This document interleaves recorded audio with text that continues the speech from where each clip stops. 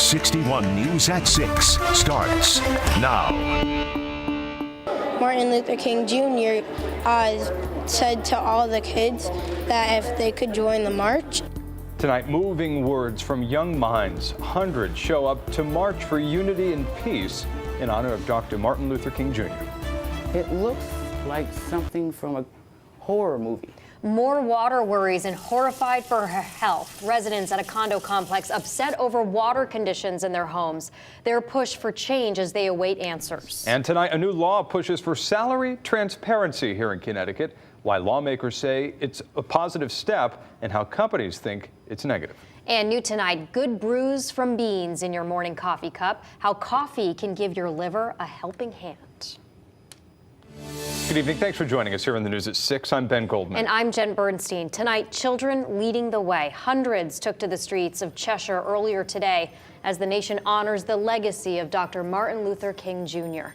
Instead of teaching kids about the late civil rights leader, kids were challenged to define social justice for themselves, leading their own march. Fox 61 Samaya Hernandez joining us live in Cheshire, where the Children's March was held. Samaya.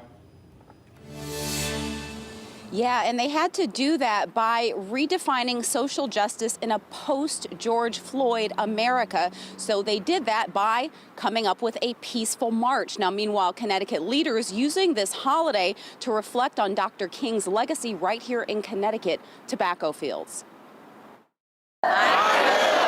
St. Peter's Church, standing room only, packed to honor a civil rights giant, children leading the way.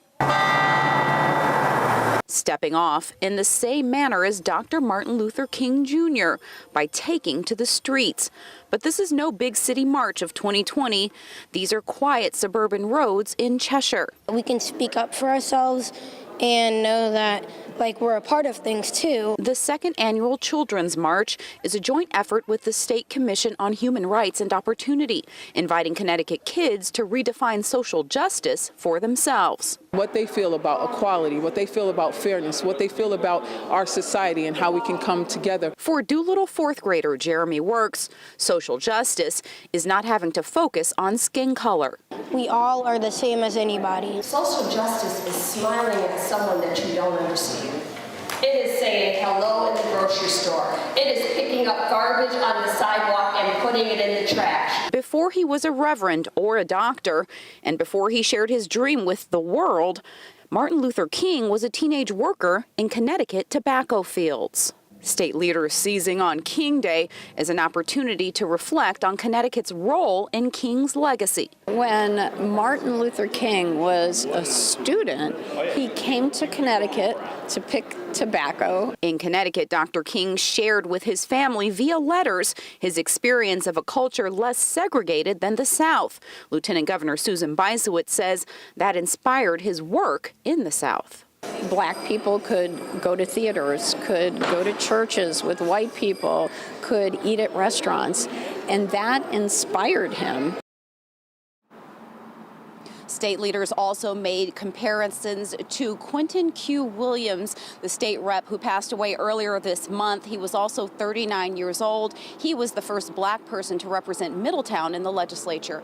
We're live in Cheshire. Samaya Hernandez, Fox 61 News.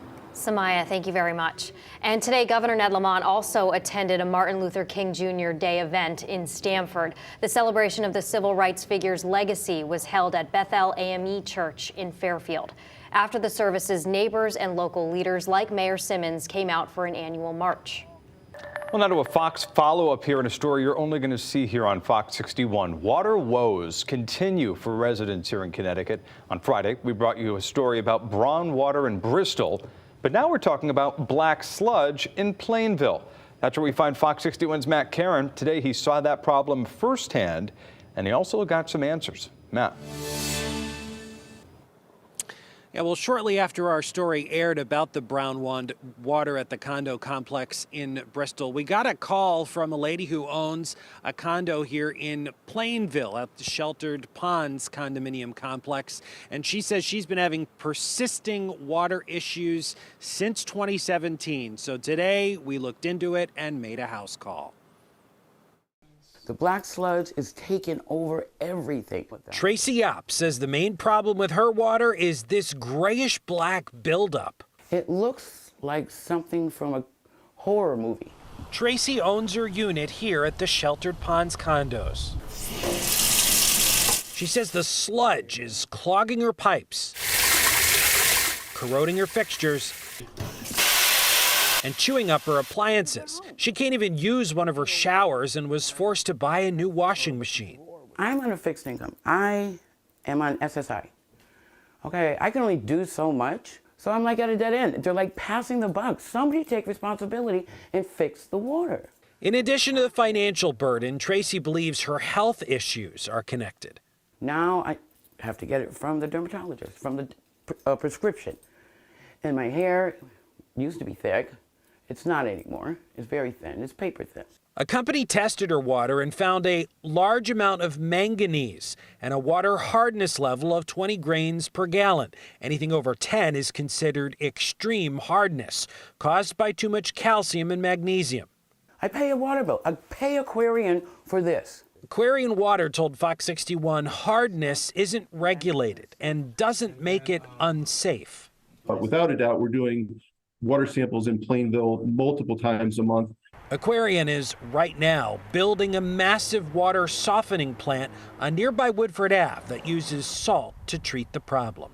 Normally, you would find a water softening system that's installed in the home, but this is a large system that's designed to treat the whole system there. So probably one of the largest in New England.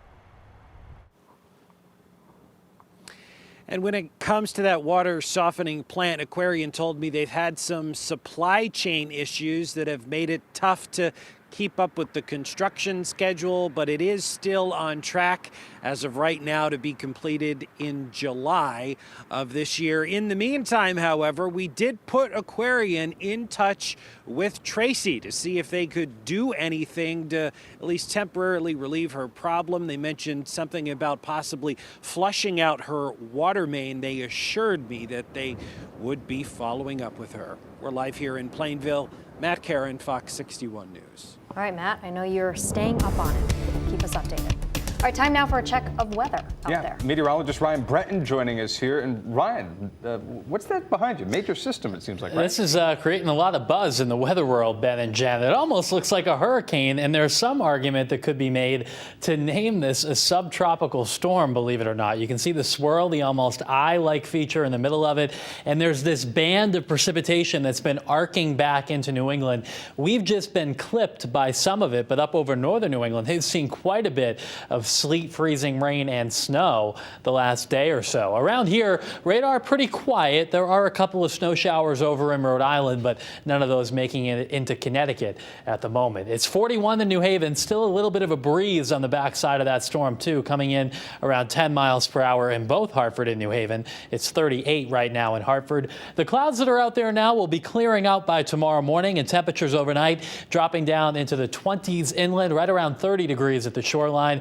Tomorrow we have a sunny start, but it quickly clouds up, and there may be a shower in the afternoon, but it comes with some warm air. We'll talk about how long it sticks around coming up. All right, thank you, Ryan. Well, Connecticut State Police are warning people about an increase in wrong-way drivers after yet another one was spotted by police over the weekend. Fox 61's Brooke Griffin spoke with state police who say that they want people to be alert and cautious when it comes to driving, especially at night. State police say wrong-way drivers are becoming much more common. They tried to intercept a car just yesterday driving the wrong way down the road by hitting it with a police cruiser.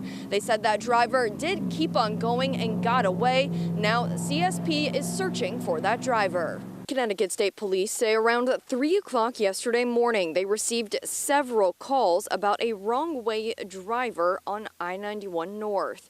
You can see a trooper get into position to hit the car. He was able to swipe the side of it, but the driver keeps going for 2 more miles before getting off on exit 35, and they haven't been spotted since.